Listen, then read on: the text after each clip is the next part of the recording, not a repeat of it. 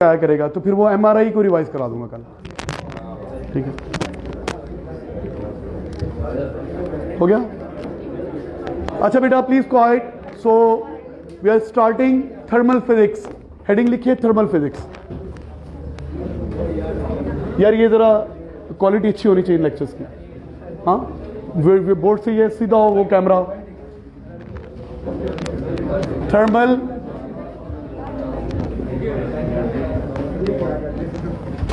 बेटा thermal physics easy chapter है लेकिन लेंथी है, बोरिंग है।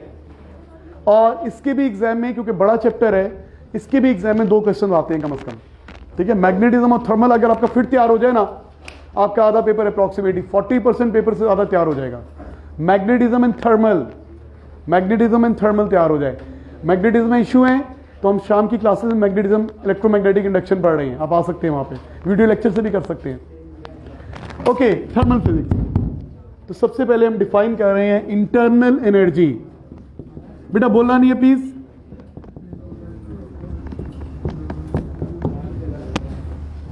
इंटरनल एनर्जी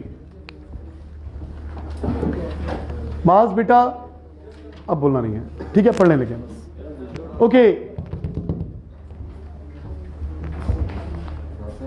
आज डेफिनेशंस ही हैं, सब आती हैं, पढ़ी हुई हैं ओ लेवल में, बचपन से पढ़ते आ रहे हैं वही चीजें। Internal energy, body internally atom से मिलकर बनी है, तो इंटरनल एनर्जी क्या होती है? एटम्स की energy, the energy of atoms. क्या होती है energy? It is energy of atoms. बेटा प्लीज क्वाइट, सुन लिया करो एक बात। हाँ भाई, एटम्स के पास कौन सी एनर्जी होती है? एटम्स के पास, एटम वाइब्रेट करते हैं, वाइब्रेशनल एनर्जी, काइनेटिक एनर्जी होती है, और इंटरमॉलिक्यूलर फोर्सेस होती हैं, पोटेंशियल एनर्जी होती है। इन दोनों के सम को बोलते हैं इंटरनल एनर्जी। ठीक है, तो इंटरनल एनर्जी बेसिकली क्या होती है? Atoms have kinetic energy and potential. लिख देते हैं, atoms possess kinetic energy due to motion and potential energy due to intermolecular forces, due to intermolecular forces, IMF, intermolecular forces। Atoms के पास क्या होती है? काइनेटिक एनर्जी होती है और पोटेंशियल एनर्जी होती है। काइनेटिक क्यों? क्योंकि मूव कर रहे हैं। पोटेंशियल क्यों? क्योंकि अट्रैक्टिव फोर्सेज है, इंटरमॉलिक्यूलर फोर्सेज है। इनके सम को बोलते हैं। तो इंटरनल एनर्जी क्या होती है?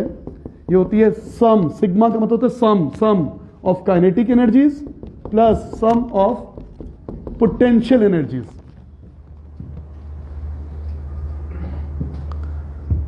काइनेटिक एनर्जीज को प्लस किया जाए, पोटेंशियल एनर्जीज को प्लस किया जाए, तो जो प्लस करके आंसर आएगा वो इंटरनल एनर्जी है।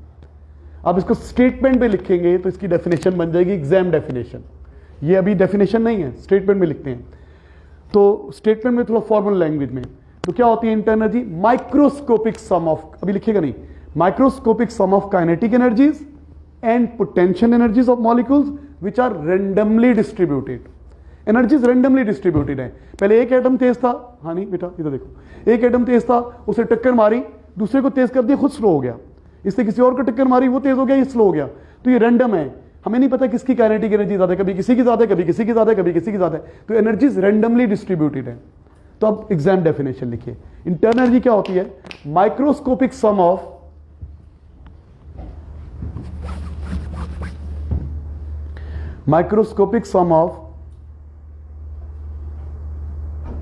Kinetic energies and potential energies of molecules.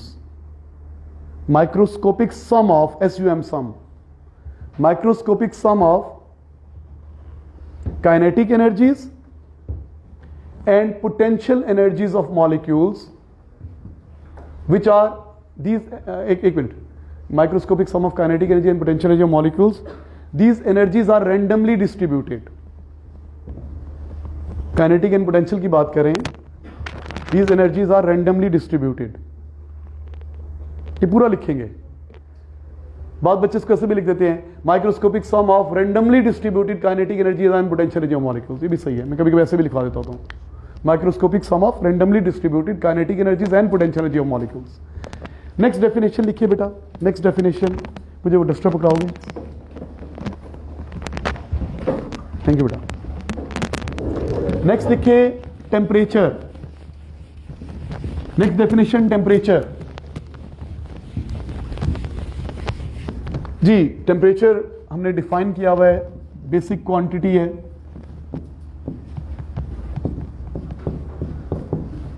वैसे सिंपल वर्ड में क्या होता है? The degree of hotness and coldness.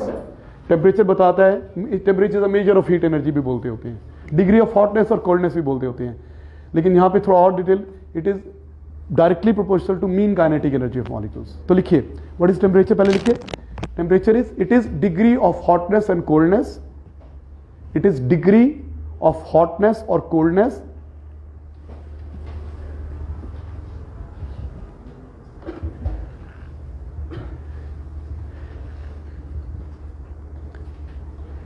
and it is directly proportional to the mean kinetic energy of molecules. It is directly proportional to mean kinetic energy of molecules. Mean means average. It is directly proportional to mean kinetic energy of molecules.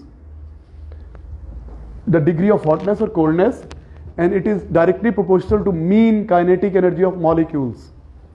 Temperature. ऐसा unit temperature की kelvin की बात करो, kelvin Celsius की kelvin होता है। अच्छा इसके बाद नेक्स्ट डेफिनेशन लिखिए हीट एनर्जी। हीट डेफिनेशन ही है बेटा आज ज्यादातर आज, और ये आती हैं डेफिनेशन में, पहले से आती हैं, ओ लेवल से आती हैं। हीट समटाइम हम ओवरलैप कर रहे होते हैं, इंटरनल एनर्जी हीट एनर्जी, थोड़ा फर्क है। इंटरनल एनर्जी तो वो होती है ना एटम्स की एनर्जी जो बॉडी पोजेस करती है, लेकिन जो एक बॉडी से दूसरी बॉडी में ट्रांसफर होती है वो हीट होती है। क्यों ट्रांसफर होती है? टेम्परेचर डिफरेंस की वजह से।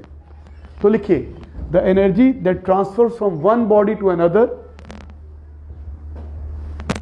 द एनर्जी, सही आ रहा है? ब्लर तो नहीं आ रहा? ब्लर आएगा तो फौरन रोकना है, क्योंकि मैंने ये यूज करनी है, आगे लेक्चर डालनी आते नहीं है मेरे पास। क्लियर है? ओके हाँ भाई, कल का लेक्चर क्लियर नहीं आ रहा था, बच्चे क्या ऐसे शिकायत कर रहे थे, इसके लिए सॉरी, लेकिन कल हमने क्वेश्चन ही किए थे, आगे तो पढ़ा ही नहीं था। अगर आपसे क्वेश्चन नहीं भी हुए तो आप उससे देख सकते हैं प्रॉब्लम सॉल्विंग से। हाँ भाई, क्या लिखा आपने? Heat energy. हाँ जी, the energy that transfers from one body to another due to temperature difference. The energy that transfers from one body to another due to temperature difference.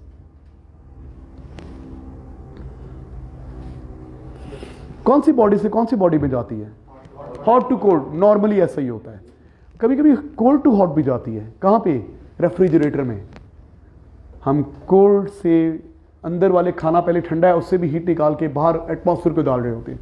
तो ये यूनिवर्सल ट्रूथ नहीं है। स्पॉन्टेनियस फ्लो क्या होता है? Hot to cold. Spontaneous flow क्या होता है? Hot to cold. तो एनर्जी हॉट टू कोल्ड जाती है स्पॉन्टेनियसली। हाँ, जबरदस्ती करें तो फिर कोल्ड से हॉट में भी जा सकती है। रेफ्रिजरेटर जबरदस्ती करता है ना वो तो। हाँ भाई, अच्छा बेटा क्या रिलेशन है इनमें? हीट में और इंटरनल एनर्जी में रिलेशन क्या है? तो मैं ऐसे समझाऊंगा, हीट के आने से इंटरनल एनर्जी बढ़ जाएगी, हीट के जाने से इंटरनल एनर्जी कम हो जाएगी। यू नो, पहले लिखिए heat transfer in, heat transfer in, heat transfer in leads to increase in internal energy. Transfer in leads to, heat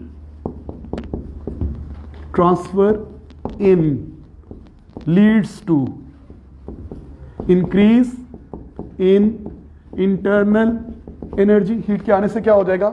internal energy बढ़ जाएगी। एंड हीट ट्रांसफर आउट, ये क्या करेगी? Leads to decrease in internal energy.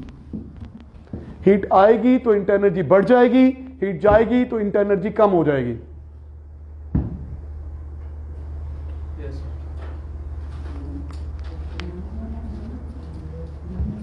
Okay, आप इसको ऐसे समझ सकते हैं कि बेटा घर की छत पे पानी की टैंकी लगी हुई है, यहां पे पानी का लेवल है, ये पानी का लेवल है, वाटर लेवल, वाटर टैंक।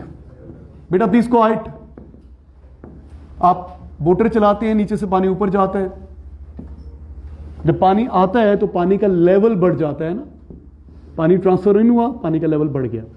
आपने पानी यूज किया, पानी ट्रांसफर आउट हुआ, लेवल कम हो गया।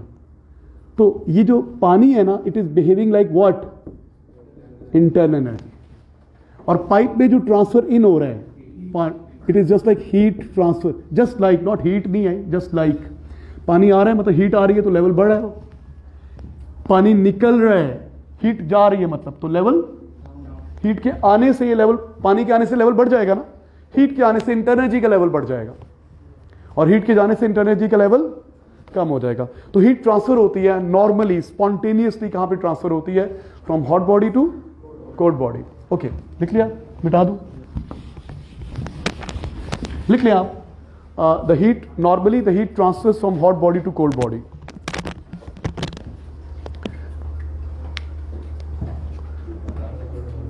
Normally the heat transfers from hot body to cold body.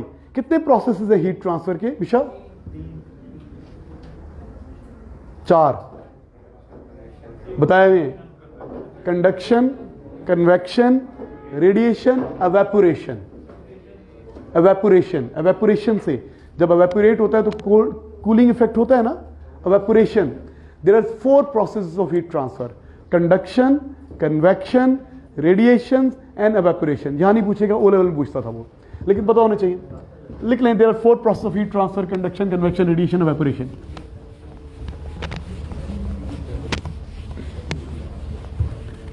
अच्छा भाई, हीट ट्रांसफर होती है हॉट बॉडी से कोल्ड बॉडी में। कब ज्यादा ट्रांसफर होती है? जब टेम्परेचर डिफरेंस ज्यादा होता है। जैसे जैसे टेम्परेचर डिफरेंस कम होता जाता है, हीट ट्रांसफर का रेट कम होता जाता है, और जब दोनों का टेम्परेचर सेम हो जाता है तो हीट ट्रांसफर रुक जाती है। पता है आपको, हीट ट्रांसफर होती है hot body to cold body spontaneously. जितना टेम्परेचर डिफरेंस ज्यादा होगा उतना रेट ऑफ हीट फ्लो ज्यादा होगा। और कब तक ट्रांसफर होती रहेगी? जब तक दोनों का टेम्परेचर सेम नहीं हो जाएगा। जब दोनों का टेम्परेचर सेम हो जाएगा तो जितनी ए बॉडी से बी में हीट आएगी उतनी बी से ए में हीट आएगी। क्या आ जाएगा? Thermal equilibrium. थर्मल, इसको साथ रिलेट करते हैं। एक और डेफिनेशन लिखे फिर यही पे आते हैं, thermal equilibrium. Thermal equilibrium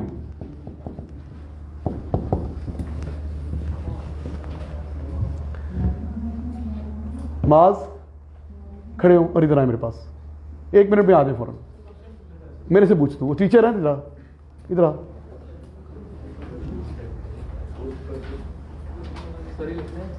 okay, हाँ जी, थर्मल इक्विलिब्रियम। ये बॉडी ए बना दी, ये बॉडी बी बना दी मैंने यूं, ये एरो यू शो कर दिया और एक एरो यू शो कर दिया। जितनी हीट ए से बी में जा रही हो उतनी बी से ए में आ रही हो, तो इन दोनों में थर्मल इक्विलिब्रियम होगा। और ये कब होगा? जब इसका टेम्परेचर और इसका टेम्परेचर क्या होगा? इसका टेम्परेचर है टी ए और इसका टेम्परेचर टी। थर्मल इक्विलिब्रियम कब होगा? जब ये दोनों टेम्परेचर सेम होंगे। तो हाँ भाई, तो लिखिए, ये डायग्राम बना लो।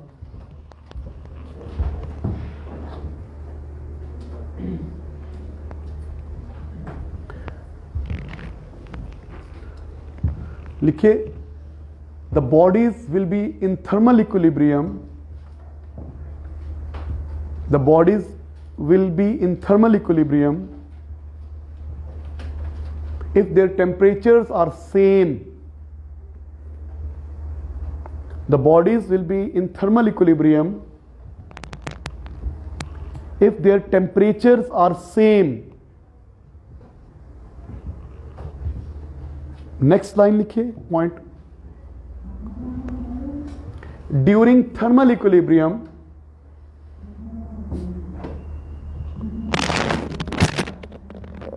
during thermal equilibrium,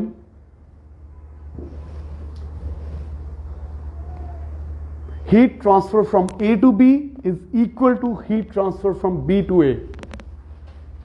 During thermal equilibrium, heat transfer from A to B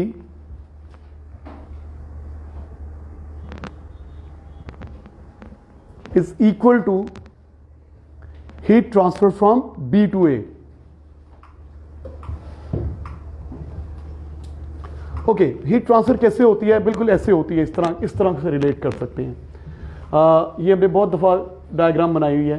एक कंटेनर में पानी ज़्यादा है, एक कंटेनर में पानी कम है, बीच में स्टॉपर लगा हुआ है। मैंने आपको बहुत बार बताई है ये डायग्राम। हाँ जी, अब जब स्टॉपर निकालेंगे तो पानी ए से बी में जाएगा, पता है आपको।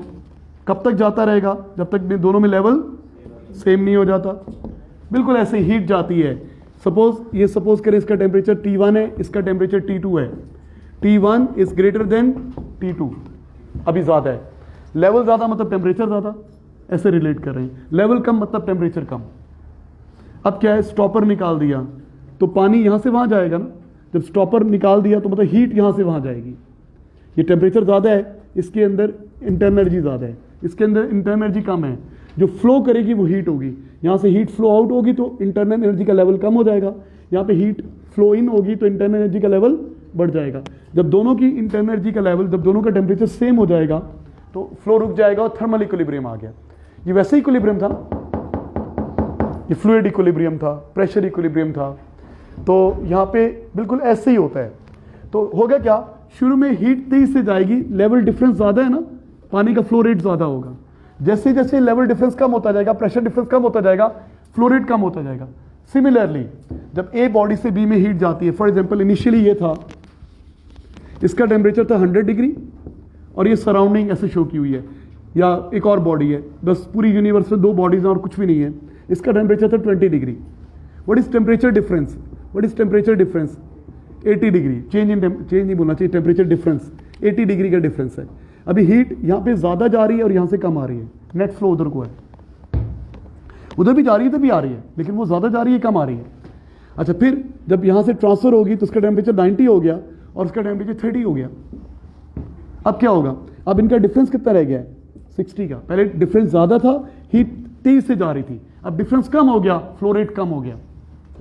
और फिर क्या हो जाएगा, ये 80 हो गई, ये 40 होगी फॉर एग्जाम्पल, और डिफरेंस कम हो गया। जैसे जैसे इनका टेम्परेचर डिफरेंस कम होता जा रहा है, फ्लो रेट स्लो होता जा रहा है। और जब इसका दोनों का टेम्परेचर सेम हो जाएगा तो फिर फ्लो रेट 0 हो जाएगा। तो अगर हम इसका ग्राफ बनाए ना टेम्परेचर का, एक बॉडी है, ये पड़ी हुई है, चलिए चाय का कप है, ये वैसे पड़ा हुआ है, सराउंडिंग में पड़ा हुआ है, इसका टेम्परेचर 80 डिग्रीज, सराउंडिंग का टेम्परेचर 20 डिग्रीज। तो अगर आप इसका ग्राफ बनाएंगे ना, टेम्परेचर टाइम, चाय के कप का टेम्परेचर टाइम ग्राफ बनाएंगे। चाय क्या कर रही है, हीट लूज कर रही है, हीट लूज कर रही है, इसका टेम्परेचर कम होता जा रहा है, कम होते होते सराउंडिंग के इक्वल आ जाएगा। यहाँ पे जब इक्वल आ गया तो उसका सराउंडिंग से क्या आ गया, थर्मल इक्विलिब्रियम। तो देखो यहाँ पे ग्रेडियंट ज्यादा है ना, टेम्परेचर तेज से कम हो रहा है, हीट फ्लो रेट ज्यादा है। यहाँ पे ग्रेडियंट कम हो गया ना, हीट फ्लो रेट कम हो गया, और यहाँ पे ग्रेडियंट 0 हो गया, हीट फ्लो रेट 0 हो गया। यहाँ पे थर्मल इक्विलिब्रियम आ गया। इतने टाइम पे क्या आ गया, सराउंडिंग का टेम्परेचर और चाय का टेम्परेचर क्या हो गया,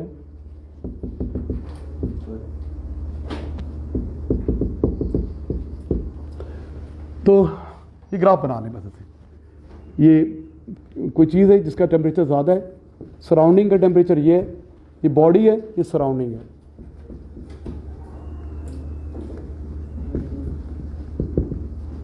सराउंडिंग टेम्परेचर पे है, बॉडी 80 पर है। आप कहेंगे सर सराउंडिंग ये हीट लूज कर रही है तो उसका टेम्परेचर कम हो रहा है, तो सराउंडिंग हीट गेन कर रही है तो उसका टेम्परेचर बढ़ना चाहिए। बेटा सराउंडिंग बहुत बड़ी है ना, तो इस बॉडी के ठंडा होने से सराउंडिंग का क्या टेम्परेचर बढ़ेगा, निग्लिजिबल बढ़ेगा। ओके, तो ये ड्रॉ कर लें प्लीज। तो हीट फ्लो रेट ऐसे होता है, शुरू में तेज से, जैसे पानी का फ्लो रेट होता है वैसे ही वहां से हीट निकल रही है। शुरू में तेज से निकलेगी, जैसे जैसे टेम्परेचर कम होता जाएगा, सराउंडिंग से डिफरेंस कम होता जाएगा, हीट फ्लो रेट कम होता जाएगा। ओके, बेटा मैं ये बता रहा हूं कि हीट फ्लो करती है hot body to cold body, या किसी बॉडी से सराउंडिंग में चले। हॉट बॉडी है तो हॉट बॉडी की हीट सराउंडिंग में जाएगी, बिल्कुल इस तरह जाएगी जैसे इस कंटेनर से इस कंटेनर में पानी जाता है। यहाँ पे पानी का लेवल नीचे होता जाएगा, यहाँ पे पानी का लेवल ऊपर होता जाएगा। शुरू में लेवल डिफरेंस ज्यादा है तो तेज से जाएगी, बाद में जाने का रेट कम हो जाएगा और बाद में 0 हो जाएगा। ये एक बॉडी है, इसका टेम्परेचर है 100 डिग्री, बाहर का टेम्परेचर है 25 डिग्रीज। अब क्या है, ये हीट लूज करेगी, जैसे जैसे हीट लूज करती जाएगी इसका टेम्परेचर कम होता जाएगा, सराउंडिंग से डिफरेंस कम होता जाएगा। जैसे जैसे सराउंडिंग से टेम्परेचर डिफरेंस कम होता जाएगा, हीट फ्लो रेट कम होता जाएगा। शुरू में तेजी से ठंडी होगी, फिर ठंडी होने का रेट कम होता जाएगा। अगर आप ग्राफ बनाएं, इसका टेम्परेचर टाइम ग्राफ बनाएं तो यूं नहीं बनेगा स्ट्रेट लाइन, यूनिफॉर्म रेट पे हीट लूज नहीं करेगी। पहले शुरू में क्या होगा, इंक्रीजिंग रेट पे हीट लूज करेगी, ग्रेडियंट कम होता जाता है, तो रेट ऑफ हीट फ्लो कम होता जाएगा। लिखें, अब लिख लें साथ, लिखिए the rate of heat flow depends on temperature difference. The rate of heat flow depends on temperature difference. Rate of heat flow depends on temperature difference.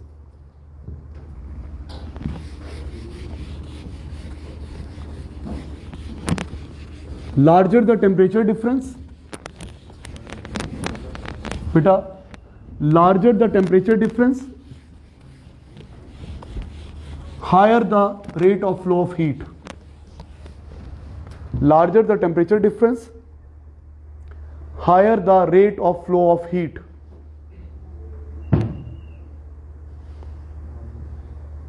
और जब थर्मल इक्विलिब्रियम आ जाएगा तो क्या हो जाएगा, हीट फ्लो क्या हो जाएगा, zero, rate of heat flow zero, gradient zero हो जाएगा। इस ग्राफ का ग्रेडियंट इसको प्रूव करता है, आपने जो ग्राफ बनाया था ना पीछे, वो ये प्रूव करता है कि शुरू में रेट ऑफ हीट फ्लो ज्यादा है, बाद में कम होता जा रहा है। अच्छा भी आगे लिखिए,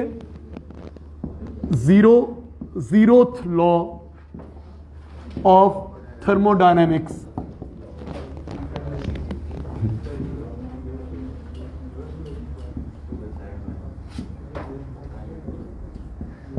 जीरोथ लॉ ऑफ थर्मोडायनेमिक्स। हाँ भाई प्लीज क्वाइट।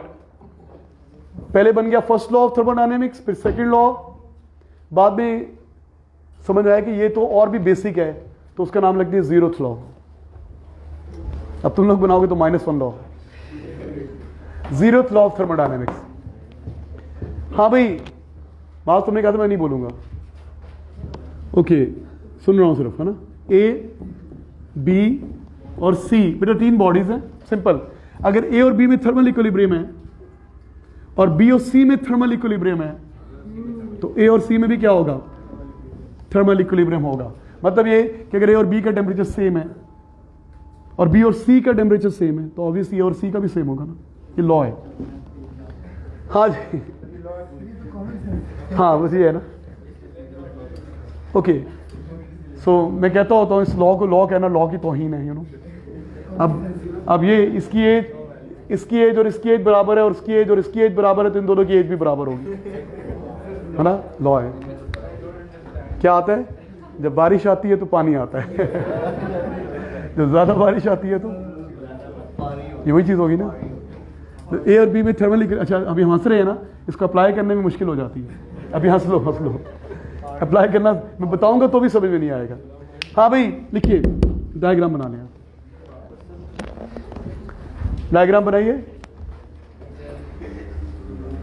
ऐसे लिख लेंगे ABC।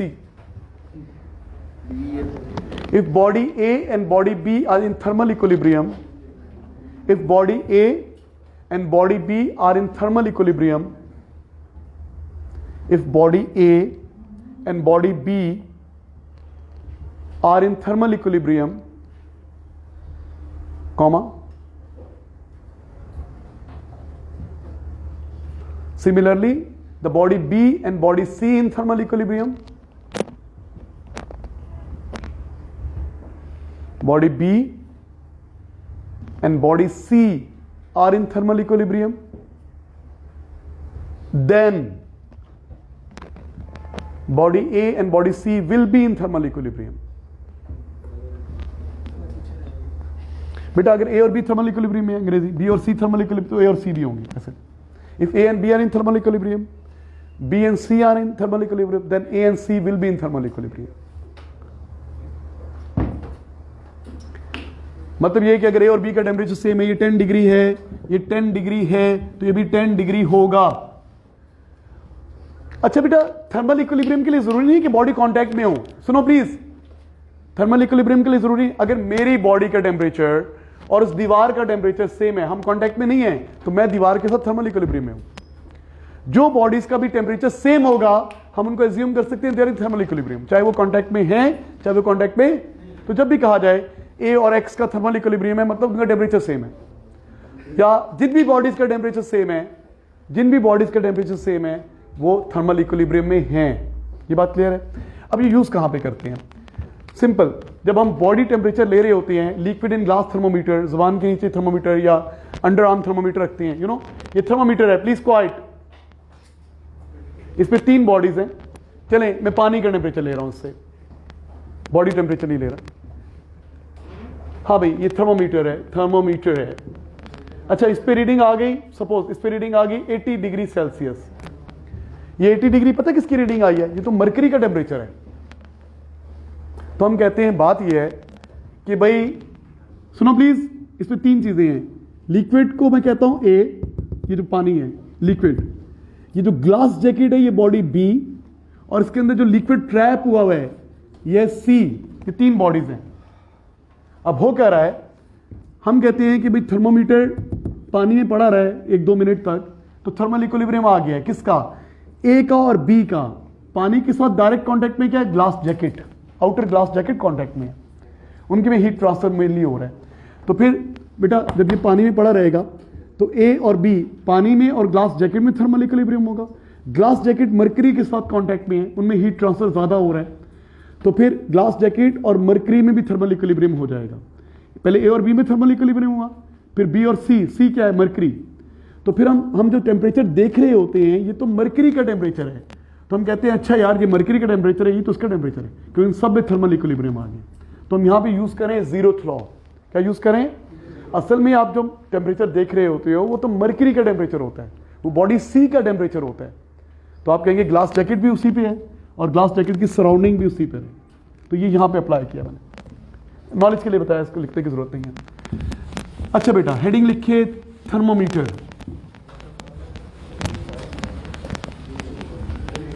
जी बेटा, नेक्स्ट हेडिंग लिखिए थर्मोमीटर। बेटा प्लीज क्वाइट। थर्मोमीटर सबको पता है क्या होता है? It is a temperature measuring device. Thermometer is a temperature measuring device. Heading है थर्मोमीटर्स। बेसिकली हेडिंग आपके अगर सिलेबस वाइज देखा तो हम टेम्परेचर पढ़ रहे हैं, उसके अंदर सब हेडिंग है thermometers. Thermometer is temperature measuring device. अच्छा, मैं इतने अरसे से फिजिक्स पढ़ा रहा हूं, लेकिन जब भी थर्मोमीटर का नाम आता है ना, हमें फौरन ज़हन में क्लिक करता है liquid in glass, clinical thermometer. वो तो थर्मोमीटर की एक टाइप है बेटा। थर्मोमीटर बहुत तरह के होते हैं, you know, thermocouple, you know, strip वाले थर्मोमीटर भी देखे हैं तुम लोगों ने। इसके अलावा आजकल वो भी आए हैं लेजर वाले, वो जो टेम्परेचर चेक कर रहे होते हैं, वो भी आए, वो भी थर्मोमीटर हैं। इसके अलावा कौन से थर्मोमीटर? रेजिस्टेंस थर्मोमीटर होते हैं, thermistor resistance thermometer, constant volume gas thermometer, बहुत सारे थर्मोमीटर्स होते हैं। तो हमने यहाँ पे डिफरेंट थर्मोमीटर्स की बात करनी है और हमने ये पढ़ना है कि कौन सा थर्मोमीटर किस टेम्परेचर रेंज पे सूटेबल है, किसके एडवांटेज ज़्यादा हैं। ये चीज़ ज़्यादा यूज होती थी एक्सपेरिमेंट्स में, डिजाइनिंग एक्सपेरिमेंट पे आ सकती थी कि इस टेम्परेचर रेंज है तो हम कौन सा यूज़ करेंगे। लेकिन ये थ्योरी के पेपर में भी आती है तो हमें पढ़नी पड़ेगी, और इसके क्वेश्चंस थोड़े मुश्किल होते हैं, चैलेंजिंग होते हैं। सबसे आसान टॉपिक आपका न्यूक्लियर फिजिक्स है। आपकी जो भी A2 है ना, A2 में सबसे आसान जो टॉपिक है वो न्यूक्लियर फिजिक्स है। उसके बाद SHM है, आसान क्वेश्चन है सीधे सीधे। फिर मैग्नेटिज्म मुश्किल है, बाकी चीज़ें मुश्किल है। सो ये आसान टॉपिक है न्यूक्लियर फिजिक्स। हीट की क्वेश्चन जरा मुश्किल लगती हैं। अच्छा भाई सुनो, किसी थर्मोमीटर में 3 चीज़ें होनी चाहिए। अ थर्मोमीटर मस्ट हैव, लिखो, a thermometer must have, number 1 क्या होनी चाहिए? Thermometric property, thermometric property. Number 2 fix points, 2 fix points चले, फिक्स पॉइंट्स वो पढ़े हुए आपने, वो लेवल में, lower fix point and upper fix point. और नंबर 3 स्केल, फ़ारेनहाइट स्केल या सेल्सियस स्केल या केल्विन स्केल, स्केल होना चाहिए। डिवीजन्स होने चाहिए, डिवीजन्स, स्केल का मतलब होता है डिवीजन्स। इसको डिक्लाइन कर दो, थैंक यू। हाँ भाई, तो हेडिंग लिखिए थर्मोमेट्रिक प्रॉपर्टी। पहली हेडिंग लिखिए थर्मोमेट्रिक प्रॉपर्टी।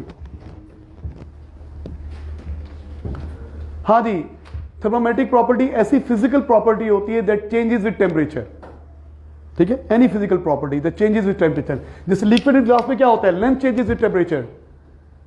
थर्मोकपल में क्या होता है? EMF changes with temperature. Resistance thermometer में क्या होता है? Resistance varies with temperature. Constant volume gas में प्रेशर वेरीज विद टेम्परेचर। तो कोई ना कोई चीज होनी चाहिए जो टेम्परेचर के साथ रिलेटेड हो। तो लिखिए थर्मोमेट्रिक प्रॉपर्टी क्या होती है? Any physical property that changes with temperature. any physical property that changes when temperature changes, that changes with temperature.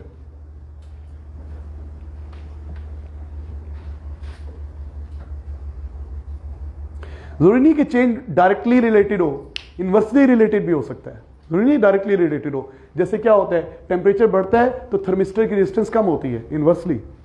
Directly कैसे है, टेम्परेचर बढ़ता है तो लिक्विड इन ग्लास मर्करी की लेंथ बढ़ती है ना, ये जरूरी नहीं कि डायरेक्टली रिलेटेड हो। तो लिख लें, the change may be direct और inverse with temperature.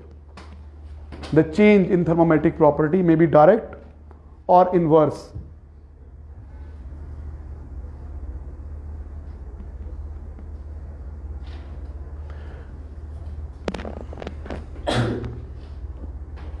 Direct change हो या इनवर्स चेंज हो ये मैटर नहीं करता। क्या चीज मैटर करती है, क्या चीज मैटर करती है, ये जो चेंज होना चाहिए ये मेजरेबल होना चाहिए। इतना कम चेंज ना हो कि हम मेजर ही नहीं कर सके। This change must be measurable and reproducible. This change must be measurable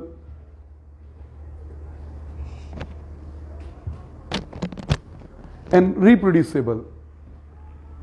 measurable change का मतलब पता है ना आपको, इतना कम चेंज ही ना हो कि आप मेजर ही ना कर सकें। फॉर एग्जांपल आप कहते हैं जी ये मार्कर है, टेम्परेचर बढ़ेगा तो थर्मल एक्सपेंशन आएगी, 1 डिग्री बढ़ने से इसकी लेंथ पे कितना इंक्रीज आ जाएगा, आप तो मेजर ही नहीं कर सकते। नैनोमीटर में आएगा, माइक्रोमीटर में आएगा। मेजरेबल चेंज होना चाहिए। रिप्रोड्यूसेबल का मतलब ये हुआ कि अगर 20 डिग्री पे इसकी लेंथ 20 सेंटीमीटर थी तो जब भी 20 डिग्री होगा 20 सेंटीमीटर होना चाहिए। यानी कि एक दफा 20 आया तो 20 था, अगली दफा 20 आया तो 19.8 था। रिप्रोड्यूसेबल होनी चाहिए। और क्या होना चाहिए बेटा, thermometric property must be one sided behaviour होना चाहिए। क्या मतलब, अगर टेम्परेचर बढ़ रहा है थर्मोमेट्रिक प्रॉपर्टी बढ़ रही है चलेगा, टेम्परेचर कम हो रहा है थर्मोमेट्रिक प्रॉपर्टी कम हो रही है। ऐसा नहीं होना चाहिए कि टेम्परेचर बढ़ रहा है पहले थर्मोमेट्रिक प्रॉपर्टी बढ़े, बाद में जब टेम्परेचर फर्दर बढ़े तो कम होने लग जाए। 2 साइडेड बिहेवियर नहीं होना चाहिए, दोगलापन नहीं होना चाहिए, वन साइडेड बिहेवियर। तो लिखिए, this property must be one side. The change in thermometric property,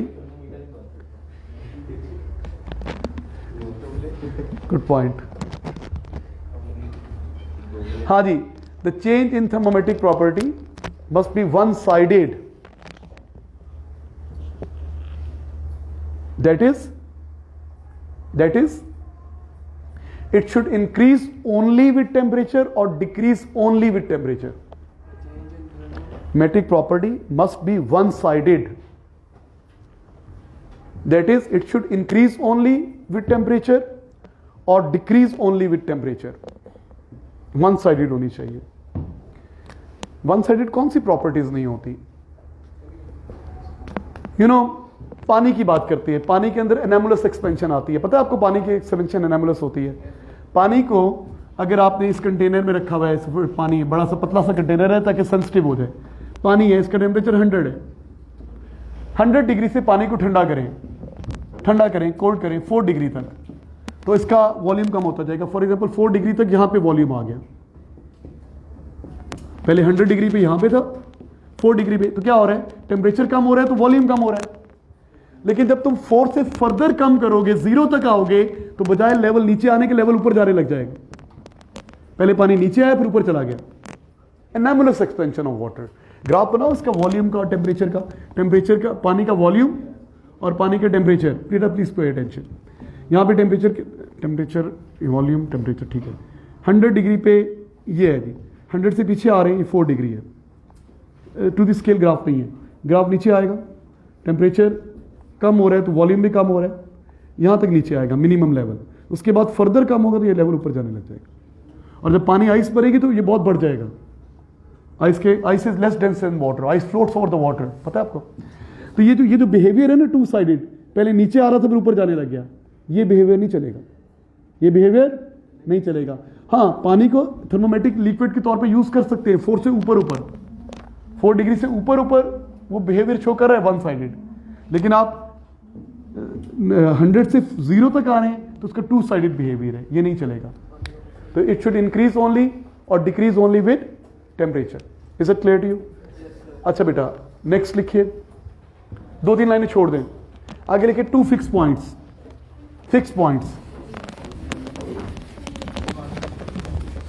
बस ये खत्म कर ले, 2 लाइनें लिखनी है बस, ज़्यादा नहीं कर रहे। हाँ जी, थर्मोमेट्रिक प्रॉपर्टी लिख ली हमने। इसके बाद 2-3 लाइनें छोड़ दो, अगर 1-2 पॉइंट और जाता है तो लिखवा दूंगा। हाँ भी 2 fix points. Fix points act as a reference temperature.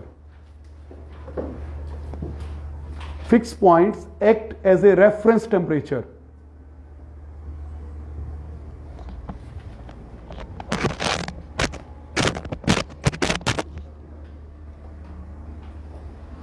Fix point उनको लिया जा सकता है जिनको एक तो लेना इजी होता है और वो कांस्टेंट होते हैं, कभी चेंज नहीं होते। जैसे कि pure melting ice, melting point of pure ice 0 degree है, वो 0 ही रहेगा।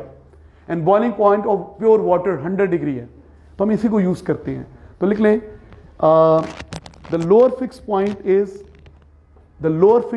Is melting point of pure ice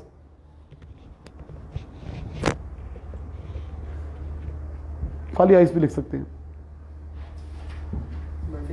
pure ice, that is 0 degree Celsius, that is 0 degree Celsius. And upper fixed point is boiling point of pure water, that is 100 degree Celsius. तो हम इन दोनों reference temperatures को use करके बाकी चीजों का temperature निकालते हैं। कोई चीज आइस से कितनी गर्म है या कोई चीज बॉइलिंग वाटर से कितनी ठंडी है, इनको यूज करते हैं। Boiling point of pure water that is 100 degree Celsius. और लास्ट लिखिए scale.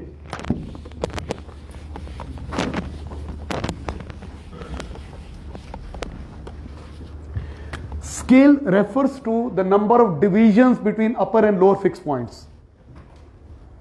Scale refers to number of divisions between upper and lower fixed points.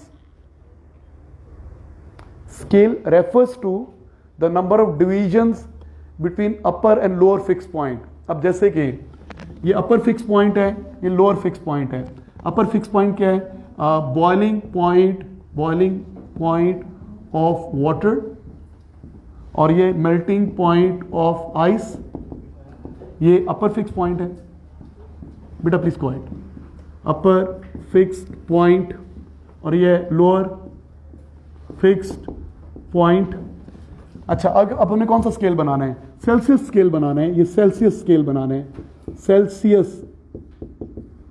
तो हम इसको लिख देंगे 0 डिग्री और इसको कह देंगे क्या, 100 डिग्री। और यहां पे 100 इक्वल डिविजन बना देंगे। यहां पे क्या बना देंगे? 100 डिविजन्स।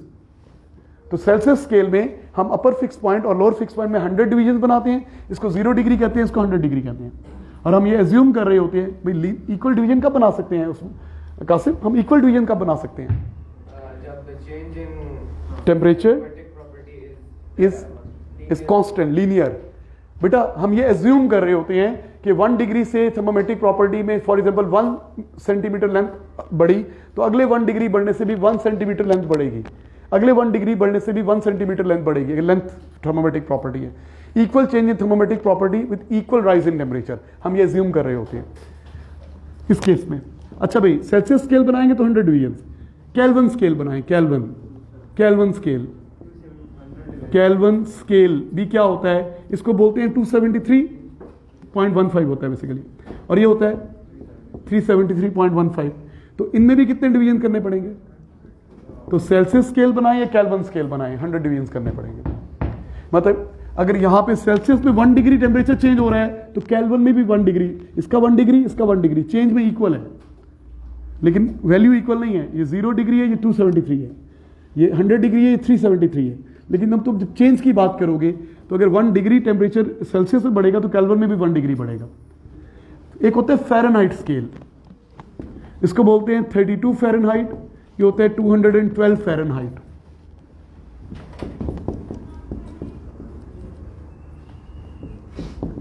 मुझे लगता है यही स्पेलिंग होते हैं, सॉरी। हाँ जी, इसके कितने डिवीजन होते हैं? 180 डिवीजन फ़ारेनहाइट स्केल में हमने 180 डिवीजन किए हुए। फ़ारेनहाइट स्केल हम आमतौर पे बुखार चेक करते हैं ना, 100 बुखार है, वो 100 डिग्री नहीं होता, 100 डिग्री से पहले ही मर जाएंगे हम। 100 फ़ारेनहाइट होता है, 100 फ़ारेनहाइट। इसका क्या मतलब हुआ, जब यहाँ पे 1 डिग्री टेम्परेचर बढ़ेगा ना तो ये 1.5 1.8 देखो ना, इसके 180 डिवीजन इसके 100 डिवीजन के बराबर है, तो इसका 1 डिवीजन होगा तो यहाँ पे कितने होंगे 1.8 डिवीजन।